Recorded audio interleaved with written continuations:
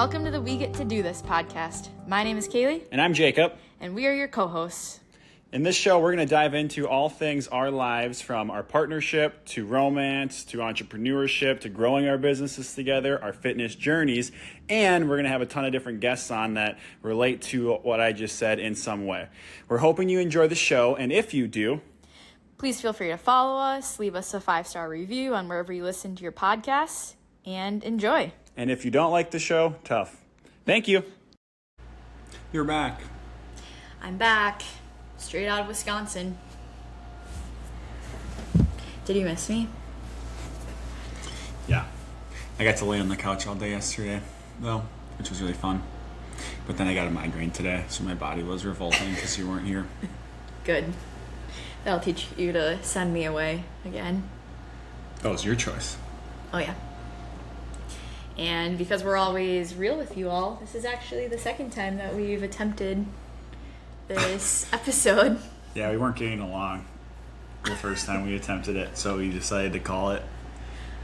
And here we are 3 days later. We took a little break from each other, and now we're recording. I don't know if that was... That's not really where I was going to go with that, but... That's what was happening.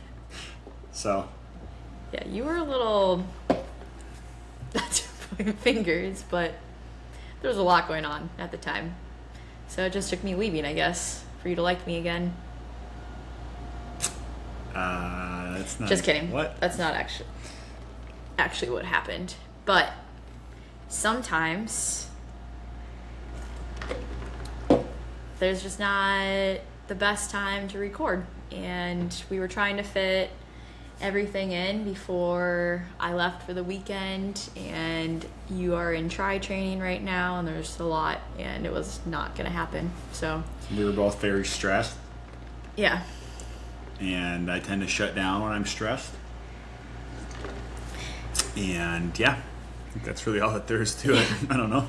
So Nothing now crazy. It's Sunday night, and I just got back from spending the weekend in Hayward in Cable, Wisconsin, at the Berkey Trailhead for Stride to She camp, which is a women's running camp focused on trails. We did some strength training. We did yoga a few times. We ate really good food.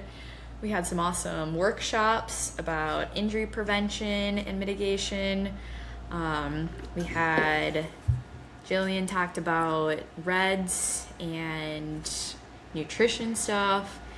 And it's just a fun weekend to spend with other women, and heard a lot of great stories. And it's a lot of women. I'd say the majority was for sure people in their 40s to 50s, probably, as well as 30s to 50s, I would say.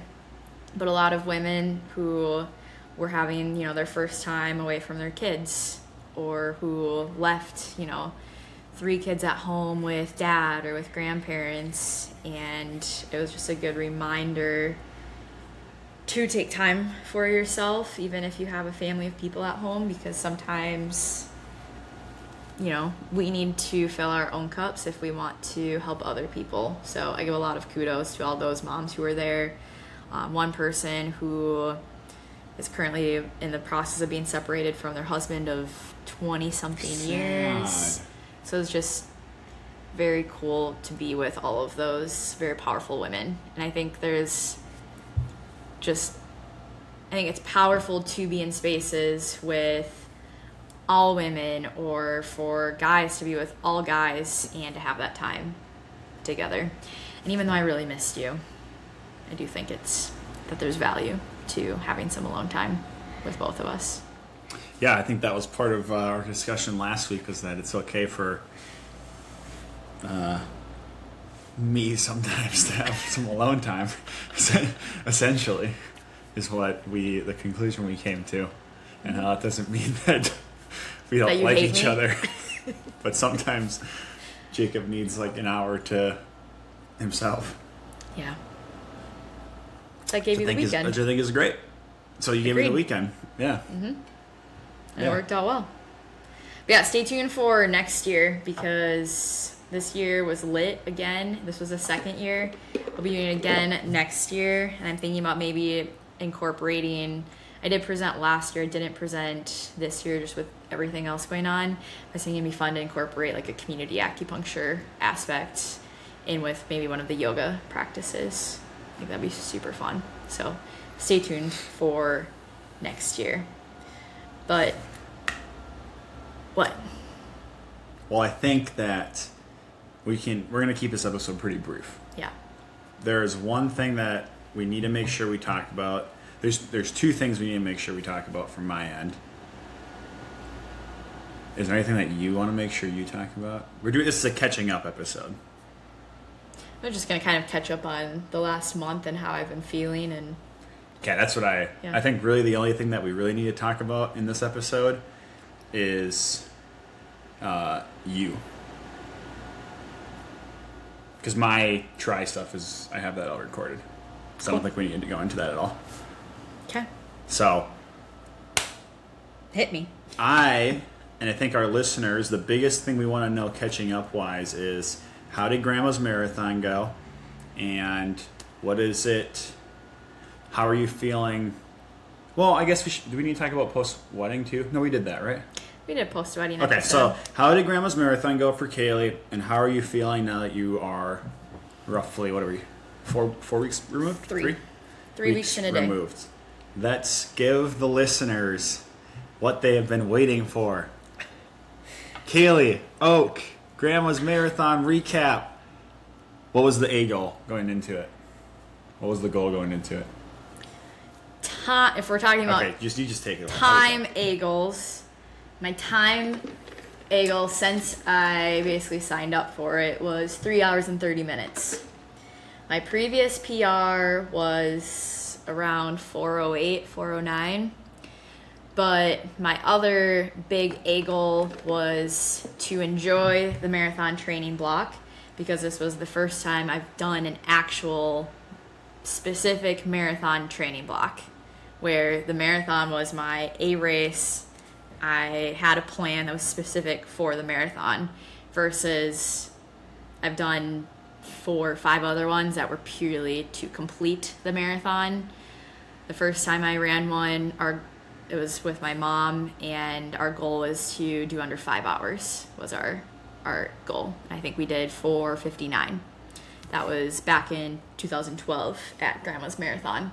So this was the second time I've done Grandma's, now 14 years later. And I've always been intimidated by the marathon because of the time thing, because times tend to be a lot more talked about in marathon and shorter distances than ultras. But I wanted to enjoy this one and not hate it, not dread the training block. I excelled at that. I loved the training block. I really enjoyed the long runs. I enjoyed most of my weekday training. Definitely not every day. There were definitely hard days where I did not want to go out running, but it was on the schedule, and I really liked having a plan. I was hitting my strength twice a week. I was running well. I was hitting all my paces. So that I am extremely proud of, and I would definitely say that was a goal that I hit. I did not hit my time goal, and I'm also very proud of myself with that, because I've always tended to set goals that, yes, are a little out of reach, but also that I kind of already knew that I could hit, that were very doable. And not that the 3:30, I do believe that I have 3:30 in me at some point when I do want to do that. This was not my day to do it. If we want the full backstory, I mean, we got married May 30th. Grandma's was June 20th. So it's about 3 weeks after we got married. I had gone out for bachelorette night the weekend before the wedding, after my last big 20-miler run. I was out until 5 a.m. I made some decisions that night that were not great for recovery. And that's kind of when things started to tip kind of the other way from how well they were going, because I was hitting 40 plus miles consistently. Again, so proud of that. I've never hit multiple 40-mile weeks in a row. I think I'd hit maybe 1 to 2 ever before that. So that was a huge win. I think the most I hit was 57 one week. I was feeling really good. But had that bachelorette weekend, stayed up until 5 a.m. The whole next week, I just like neurologically, things just weren't firing correctly, did not feel great, but was still, running. But then it was the wedding, and that was obviously priority. I stayed up until 1:30 a.m. wedding night, and also made some more decisions that night that were not super beneficial for the marathon, but were beneficial for my life. And I would do all those things again. I don't regret any of them, but it definitely hurt my recovery. And then the next few weeks were extremely tough. I had been feeling so smooth. Running was feeling the best that it ever has. I felt like I was just soaring over the pavement when normally my body's just felt heavy and just like clunky, which is why I've always loved trails. So no, it did not feel like that anymore. And then I kind of been having a soleus, like a calf issue, starting at the beginning of May, where my post-tib area just was like feeling full, and I knew something was there, but it wasn't affecting my running. I was just being aware of it. I was having my chiro treated, acupuncture, or working on it with strength. But then post-wedding, it started to really hurt.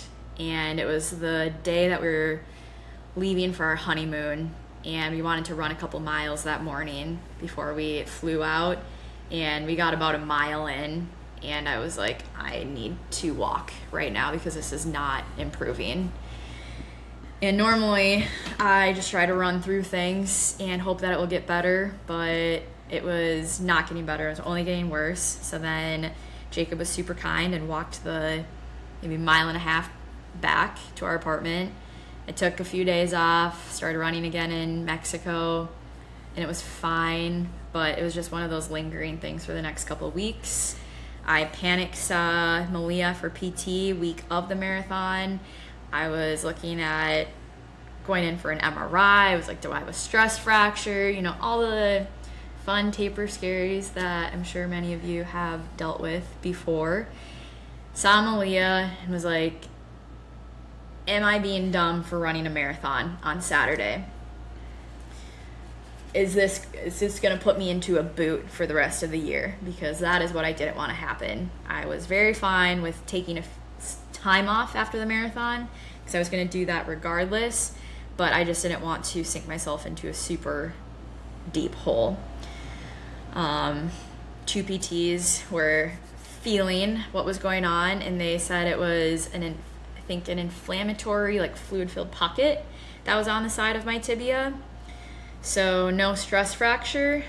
That all came out negative, but again, there was definitely something there that I was gonna have to work through. And they're like, it's your call, but you can run. So even Friday, I felt it before the marathon, but I wasn't limpy, and I was like, okay, I can run through this because this is the race I've been training for.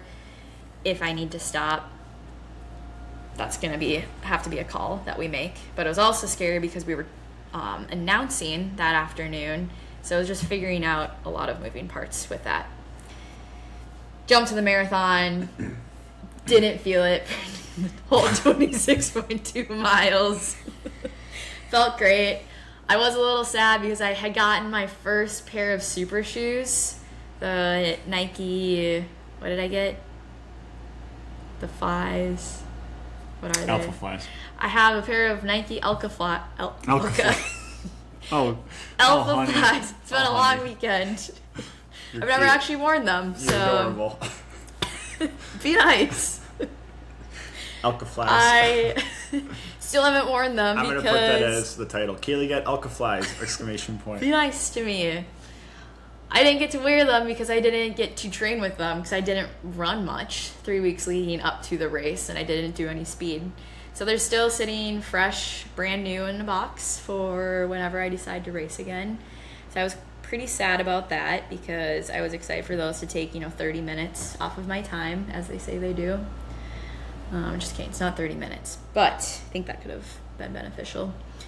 And anyways, my goal was to stay at 8-minute paces for the whole time.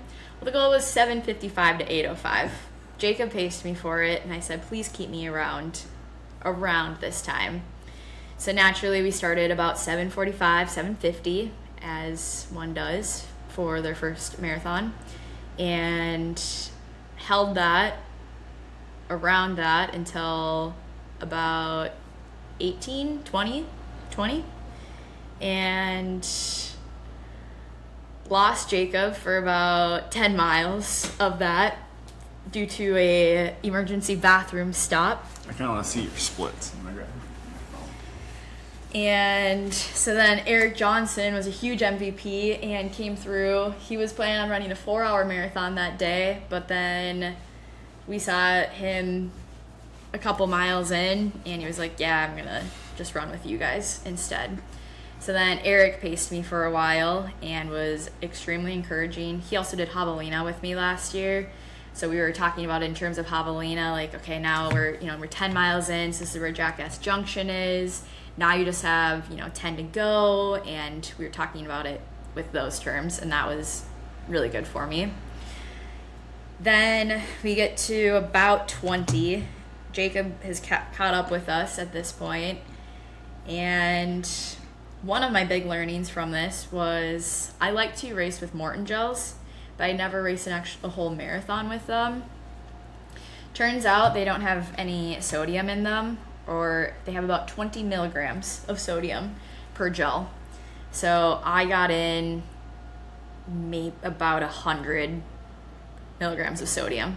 Milligrams of sodium throughout the whole 26 miles. So around 20-ish miles, I started to get so thirsty, where all I could think about was getting to the next aid station so I could chug multiple glasses of water. I was so thirsty. I was also using a handheld that had G1M Sport in it. I still don't know exactly how much electrolytes were in that. It's like 300 milligrams. So not enough. And not saying that ruined my race, but didn't help because all I could think about was drinking. And then somebody had watermelon, so I was just like chugging watermelon. Somebody put out pickle juice at the end. I was taking pickle juice shots. I was just trying to get in salt and fluids. Never cramped up. Body actually felt really good, which is why I kept running at the 8-minute pace until, was it 20? Now you have the paces. Your 20th mile was 9 minutes, so 19. What was 19 miles? 17 was 8:17, 18 was 8:05, 19 was 8:11. Okay. So, I mean, I'm still pretty happy about that. But in the first 16 miles, you had 3 miles that were above 8, and they were 8:06, 8:03, and 8:03. I'll let you keep talking. I'll give my opinion on things if you want me to. But. I'm very proud of that. I know you should be extremely proud of this. Yeah. That's for sure the best I've ever done. Yeah. And the fact, so like I was saying, I did continue to run because everyone talks about the wall at 18 and cramping up and spasming. I didn't have any of that. So I was like, Kailee, you literally have no excuse to stop right now other than that you just want to. And man, that want was so strong. All I wanted to do was like take a breather, take a walk, get to the next aid station so I could walk. And unfortunately, if you're going for time in marathons, it's very different than ultras because you can't really do that. I love in an ultra if I want to, use the bathroom or like have a little snack break. If I walk for a minute or two, it literally doesn't matter in the span of, 24 hours. It does matter in a marathon because then that's all I wanted to do. So Jacob then did your best to get me on a 5-minute running, 1-minute walk plan, which I did try to stick to as much as possible, but then there were a couple times where I was just done. And then, after you've started walking and you're not going to hit that, triple A goal, then it's much easier to keep walking because I knew that I was going to blow my PR out of the water already. Like, that was a non-issue unless I completely blew up and had to walk the rest of it. But I knew I had that in the bag pretty much, and that I could get away with a little bit more walking. So I did. But then we passed the Mill City station, and I kept running through that even though that was technically my walk break. They were awesome. I got to ring the gong for the first time. Super fun. I got some fun pictures out of it. And then I ran through Canal Park, I think, for that last chunk, and wasn't walking there. And did just fine running through the finish line. So my body definitely had it in it. Mentally, I wasn't 100% there. I really psyched myself out with the injury the couple weeks before. The electrolyte situation did not help, but I learned a lot, which is what I am very proud of, because now I know I have things I can work on if and when there's a next time. There's still a lot of room for improvement. So I ended with 3:42 something, so about 12-ish minutes off of my time goal, but it was like a 26-minute PR. So that's about how it went. Comments, Coach? I'm looking at this right now. This is a fun little stat. Your splits. So in those first 16 miles when you were on pace. I'll even give you we'll do 16 miles. In the first 16 miles when you were on pace to hit your time goal, we'll start here. Of those first 16 miles, so if your time goal was 8 flat, right? Of those first 16 miles, you have 3 miles on here that start with an 8 of the first 16. Of those first 16 miles, you have 11 miles on here that are 7:56 or faster. And of that group, you have 1, 2, 3, 4, 5, 6, 7 that are faster than that 7:56. That's crazy. Did you follow all that? So you had 7 that were 7:54 or faster. I think 4 of them were under 7:50. 11 were under 7:56, and 3 were at your pace goal or slower. So what we're saying is that next time I should actually go for like a 3:25, because that's what I was on pace for. I think that there's a lot of learning lessons in this. I think the thing that's awesome with the marathon is that you have to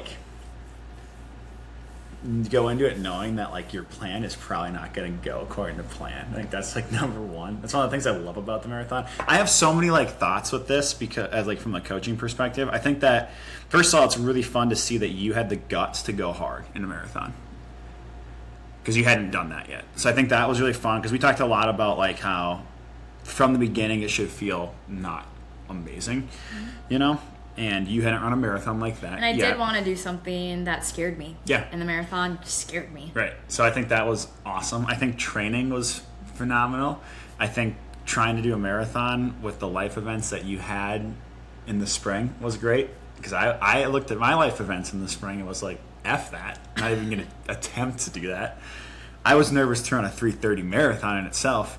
And honestly, from a selfish perspective, I'm okay with how the race turned out because I don't know if I could have held the pace I was going once I caught. I was pretty gassed once I caught back up to you, so I don't know that I would have been able to hold that out anyways at that point in time. I think fueling you did phenomenal on. I didn't realize how little electrolytes you had until actually right now. And to put that in perspective, you took in maybe 400 for the whole time, 500. I took in 3. I think I took 1,600 in today alone on a bike ride, on my 30-mile bike ride. Yeah, I don't know what I was I didn't even realize you were that low. With that. Yeah. But again, that's what I'm saying. I'm happy with how that I didn't bonk way sooner and that I didn't cramp up. Yeah. No, me too. And I think that's partly strength. I think that, I don't know, there's some electrolyte opportunity there for sure, but I think that from my perspective, there's a few things one. We were running, and at mile, I think it was mile 8, we were running, and so let me back up. From a coaching perspective, the next time I pace someone, we had talked about this, but we never actually really do it, where we were like, we need to go into this race in agreement of what the goal is. And then I need to, as a pacer, do a good job of sticking to that goal. We didn't really do that. I think we went into it too, like, let's just see what happens. I mean, I told you I would like for you to stay in the 7:55 to 8:05 range, and I'm but very happy with that. We went, you said 7:55 to 8:05 range. We went 7:48, 7:49, 7:53, 7:56, 7:56, 7:56, 7:53. So in those first 7, we had 3 that were at the very high end, and every other one was not even just below it, but substantially below that range. I was very much allowing us to go too fast, for sure. And I just kept like rolling with it because you scare me a little bit when in those settings where I'm like, you were like leading the group, and I was like, well, she always says she likes to lead and not let, so I was like, I think I'm just gonna let her do this and see what happens. Because I remember having that thought and being like, I'm just gonna see what happens with this, and it'll be a learning lesson for her if she blows up. But I do think if I do this again, I will do a better job of, because I had mentioned to you, I think like 3 times in that first 5 miles, like, Kailee, slow down. The pacer went out way too hot. Shocker. It was very difficult because then the pacer had this like big group, and I don't like running in big groups. But then, they were fast, and we were like doing this like weird leapfrog thing. Yeah, at one point we had to pass the pacer because they fell off so much, and they started so hot. Yeah, they were running like 7:40, 7:45 pace, and they're supposed to be doing moving. 8. And then they were running like 8:15s at one point too. I'm like, this is not right. But so I kept saying, I was like, Kailee, we need to slow this down. And you never really said anything back. Al did, maybe. It's just like it was more me and Al. But we finally Al get to kept mile. saying, we're banking time, and I kept hearing you say, we fall off for 2 miles, and now we've lost. Yeah, no offense to Al, he's ran 2 marathons, so like we shouldn't have listened. We shouldn't have listened to. I wasn't that. listening to No, I know I was though. I was like, I just kept letting him, and there was like the herd mentality of like the group we were with. I was like, are we gonna really do this? And I was like, I've only seen this work for one person ever. I've only seen this work one time. Brendan Collins is the only person I've ever seen go into a marathon and actually pull off what we attempted to do, and that is run like 10 seconds faster than your goal pace. But he could have worked. It off. I've never seen anyone else ever do that. It could have worked. It could have. It worked for the majority of it. Not really, because we made it to majority. 19. That's the majority of a race. Marathon, majority of the race is like the last 4 miles of the marathon. Anyways, though, so at mile doesn't agree with that. At mile like 8, Al was like, "All right, y'all, we have banked." I think he said a minute or something like that. And I looked at him and I was like, "Hey, dude, just to put that in perspective, if we ran 2 miles right now at 8:30 pace, our minute's gone, and 8:30 is not slow." And he was like, And then we lost him shortly after that. And then the other thing though is that I do think I lost you at like miles at 12, and I started fucking looking for a bathroom and zigzagging back and forth, and then you were gone, and then it was like psychologically, I knew you had to go do that, but for me that was very hard because then I kept wondering, how's Jacob doing? Is he coming back? Is he puking? Like, what's going on? Does he need to drop? No, I was fine. I just had to go to the bathroom. Because again, I did have Eric, but I was thinking of all these things. I'm like, I just wish Jacob was here right now. But it was kind of anarchy because I feel like it was the definition of a marathon in so many ways. Because for like the first 12 miles, we all felt so good. We were going too fast, and then at like 10, all of a sudden the mentality kind of shifted, and like Al started being negative. Kailee at one point was like, "Al, you need to stop being negative, or you need to stop running with us." Like it was like all of a sudden we all like just like mentally like dropped, and we were like, "Oh shit, we might have a big day ahead, a long day ahead of us yet." It was the most classic. I was like, man, I forgot about how shitty it is when you do that in a marathon, because like you start to realize it kind of early on of like, I may have made a mistake with something. And then anyways, so then I went to the bathroom, And then by the time I caught back up to you, I was gone from 12 to like 20. By the time I got back up to you, the group had dispersed. It was like anarchy. No one was together. You Eric were and I were walking. together. Eric was walking with you. You guys looked like you had gone to war. Like, I was We like, had. oh boy, this is, yeah, all right. It's more of those days. But then I was pretty excited about how good you looked when you were running the last 10K. Because you were like, Yeah, because my body felt really Yeah. fine. yeah. So, yeah, I think there's a lot of learning lessons on both ends of this. But that's why. For sure. And then also I think it really comes down to like what does Kailee want versus what Jacob wants. And so like I think there's a I part wanted of to walk. I think there's a part of this effort here that wanted 3:30 more than the other person, and you can probably guess who that was, you know? So but I do think I played a good job of also like trying not to put like whose idea was the 3:30 originally? Was that mine? Did I tell you that? I don't know. Because I do feel like I tried to do a good job of like, this is Kailee driving the ship towards her goals, but also like separating our relationship from like, okay, as a coach, what would I be telling Kailee to go for? And like using VDOT and all that stuff. So, I mean, Garmin did tell me that my marathon time was 3:29. So it's not like I was in 4-hour shape and just had this like 3:30 arbitrary goal in mind.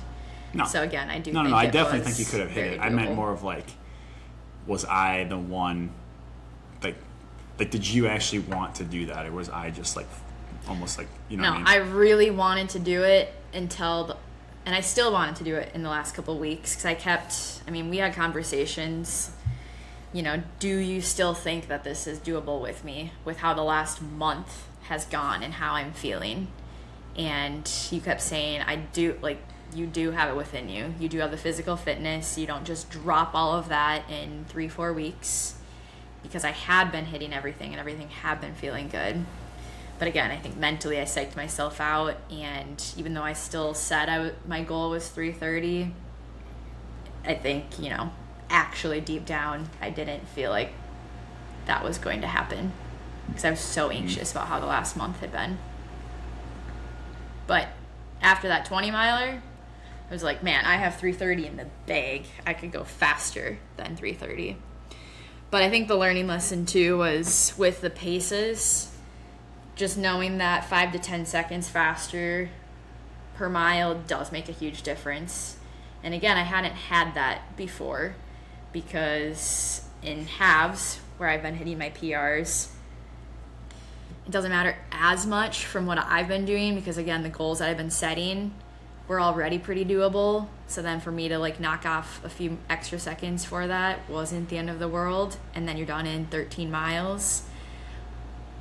Again, ultras, if my goal is to hit 12-minute paces, if I do an 11:45, not the end of the world. But for this, it makes a big difference, and I learned. And again, I think it could have potentially worked, because I think at one time I did have that pace in me. When we did our 15-mile workout together, we were doing 750s on average for that workout. So again, I don't think that this just came out of nowhere, which is hard to know that there was potential. I want to see the splits for that run, but it's going to be hard for me to go back and look. For the 10, Yeah. I think it was like 746. That was like Elm Creek, right? Yeah, What do you it was think like I named 752. that? When would that have been? We can search by the distance on here and go to 10 mile or 15 it's right mile. here. It's right here. Kailee, Elm Creek, pavement.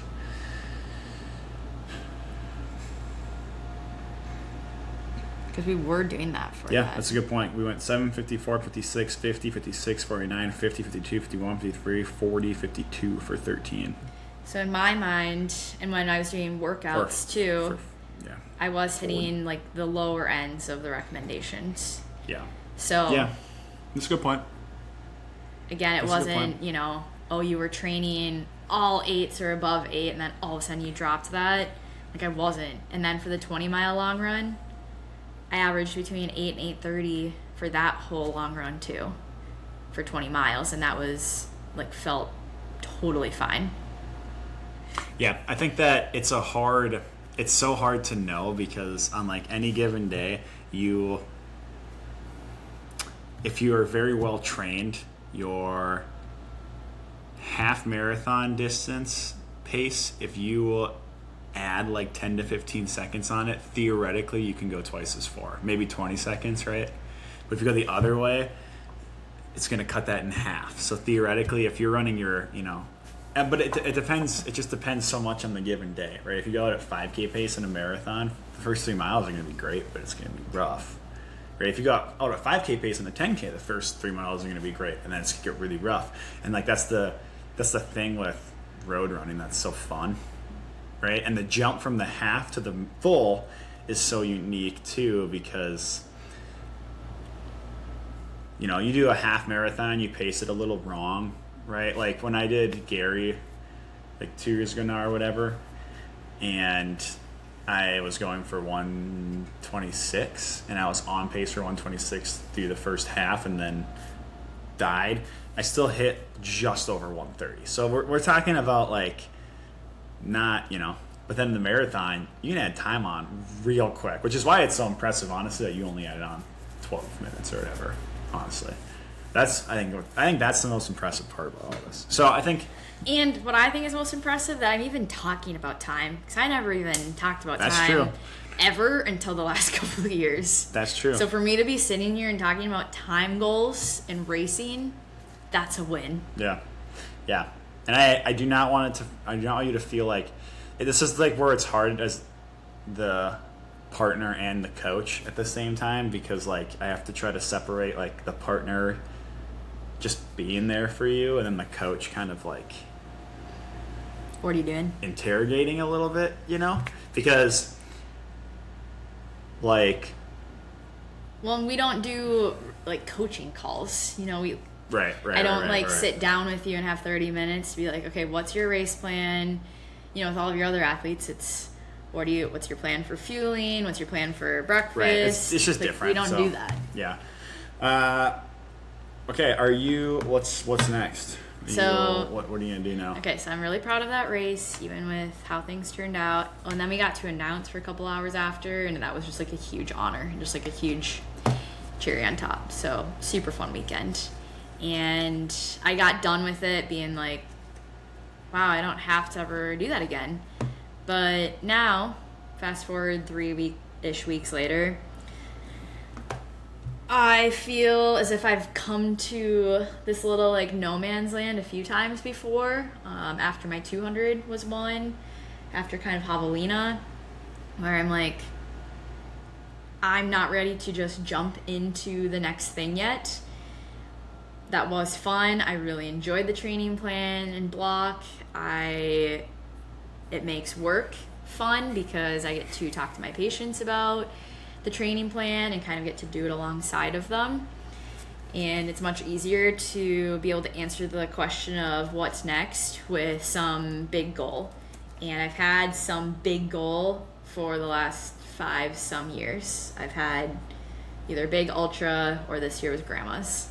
And I don't exactly know what exactly I want to do yet. I am signed up for TC10 in October. I've dabbled with switching that to TCM full, or maybe doing a different full this fall. This will be the first year that I haven't done an ultra in 5 years, I believe. We'll be out at Javelina in October, and I'll be crewing and pacing, but I'm not the one running that. It's Jacob. So that will be very different. And I am really, really trying to just sit with, it's okay to not have some huge thing on the calendar, even though it's so hard for me. And remembering that I already have a ton of things going on. This spring kind of kicked my butt. I was in survival mode for a little bit, and even though it was all very fun with the wedding and training and everything else that was going on behind the scenes, but it's okay to not immediately jump. But it is so uncomfortable, and every day I'm like, okay, what's next? And I don't know right now. Do I wait until next year? do I have something this fall? It's already mid-July, but also remembering that it doesn't need to be super intense training either, and I can just do a race because I want to. I'm not sure. But I do know that I'm excited to support you for the Tri, TCM, Javelina, because you have a big training calendar coming up, a race calendar. And yeah, TBD with me. We can't wait to hear what happens. I think that's good. But I do want to start crafting. So I'm going to start, I think, cross-stitching because I want to get more creative. And watching Game of Thrones. Yeah, we're deep into Game of Thrones. It's so good. And I want to bake. And also it has been fun. And then stand-up paddleboarding again because I didn't get out at all last summer. And I love being on the water. Been doing that. I've gotten to go on bike rides with you. This weekend it was nice to not have certain mileage that I needed to hit at camp and just be able to do whatever felt good. I've been going to yoga classes, walking. So in that sense, it's been really nice to just hop into anything and know that I'm still fit enough to go do a 30-mile bike ride with you, but that I don't need to worry about being sore or tired the next day for my workout. Mm-hmm. So I'm trying to enjoy that, and I have been. But I also do like a little more regimented schedule. So I just like training. It's fun. Yeah. But again, it's fun because I have been still getting in my movement. I've been going to strength class twice a week.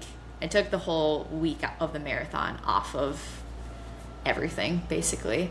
But now in the last couple of weeks, it's been fun incorporating movement back and just deciding, okay, what feels good today? What do I want to do? I've been doing hills. So I've still been working, but not in a regimented sense. It's been fun. So thanks for listening to, it's a little longer than planning on going, but this is why we, sometimes we say this is therapy for us, and this will be fun to listen back to someday because it's fun to go through all of this. And I hope that if this is you listening to this episode, and if you're thinking I have to have something on the schedule, or I need to have this big thing, I need to be productive in order to show my worth, and you kind of have all these voices in your head, just remembering that it is okay to just sit and to just enjoy summer, and that there's other ways to continue to move for your mental health and to be in community that don't involve running a 100-miler or a marathon or any of those. And if you want to do that, that's great too. I just hope you're taking a little break in between and making sure that you sit with your accomplishments for a little bit before just jumping into the next thing, because that is something that I tend to be very guilty of. Any last thoughts? Yep. This is officially the end of an era. Wow, you're going to tell them that this is it? We have made it. Just kidding. We have made it somehow to 100 episodes. And we are officially saying goodbye. I know. It's so sad, isn't it? Saying goodbye to what, Jacob? Well, I guess you'll have to wait and find out until the next episode. Because the secret's out. There is going to be actually another episode. I was thinking this would be more anticlimactic, or more, a little bit more exciting. Oh, exciting, but you kind of... No. Here's the thing. It's the end. It's the end of. We can kind of announce things, right? Yeah. Yeah. It's the end of season 1 of the We Get to Do This podcast. We're gonna keep this brief. Kailee and I have grown a lot with this podcast, and the next episode is the start of something new, and we'll get into that in the next episode.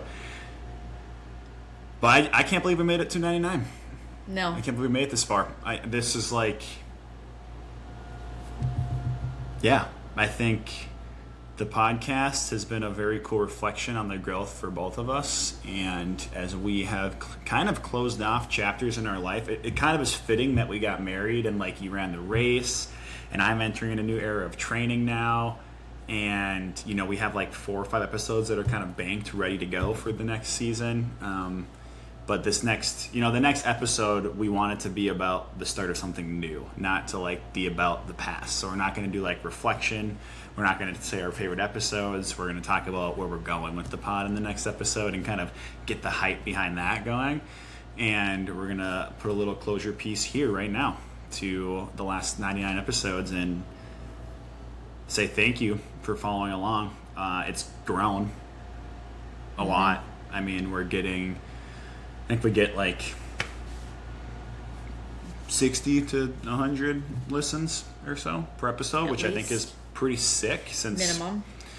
We started with like 3. So, you know, that's pretty cool. And I think some of the guest ones get a lot, you know, we should look at what our most is. It's probably 200-ish, right? Something like that. So, you know, we're no crazy feat compared to other podcasts, but the thing is we're crazy compared to us, and we're doing things that people are too scared to do. And I think for that, we owe ourselves a round of applause. And I think that, you know, in this industry specifically, Kailee and I have talked about a lot how, you know, we tend to get imposter syndrome because of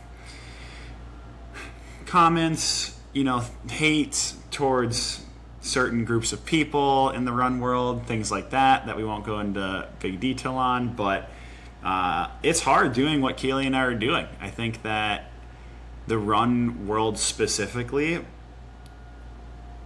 as 2 people who traditionally aren't looked at as runners, but what we have done and what we've accomplished, how far we've come and grown as individuals, I'm pretty fucking proud of myself. Kailee, I know you're also pretty proud of yourself, and I just hope that everyone listening knows that we don't take this for granted. We're really lucky that we are relatable, and that is a superpower to us now. We're not 210 marathoners. We're not 235 marathoners. Never will be. And that's 0.05% of the running population. What we are, though, is extremely hardworking individuals that have ran 12-minute miles and had that feel really hard. We weren't good in high school. We weren't good in college.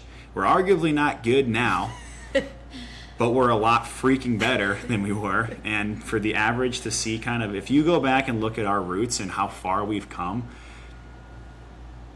I just really hope that everyone listening knows that you can do amazing things and extraordinary things, and you don't have to only listen to people that were born fast or that were born with genetic gifts. You can work hard, and you can listen to people that are relatable, and we're going to be that source for you, and we're going to build that community for you, and we're going to continue to do that. And that's my soapbox. I feel like that was good. That was hot. Yeah, I really liked that.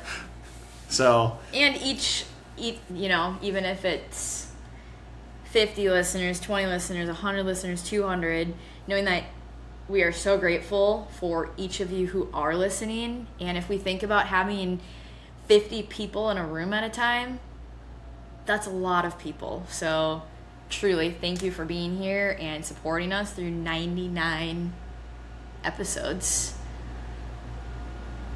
This has been very fun for us. A lot of work. But as Jacob just stated, that's kind of the name of our game, is hard work and seeing how far we can make it and what we can overcome. And that's what we're doing here, because we get to be here and we get to be in front of you, and we get to all be on this journey together. So, as I've been saying since episode 1, once we reach 100, we are officially done. I've just been talking about season 1 this whole time, so joke's on all of you. Hey, if you like the show, please share for season 2. We got some sick things coming. We're really excited about where the next chapter of this podcast, this media, is going to go. If you have guests that you're interested in having on, please reach out. We'd love to talk to them. Please share with a friend, family member, and please leave a rating or review, because they help so much. So much. And if you're listening to this right now, screenshot it, put it on your Strava during your run, and say, go listen to this podcast. Thanks, y'all. Thanks for being here. See you in season 2. Wow, Kaylee, we made it through another episode. What do you think? We would love if you would go give us a follow, a 5-star review, and comment on the episode and what you liked and what you'd like to see more of. See you next time. We get to do this.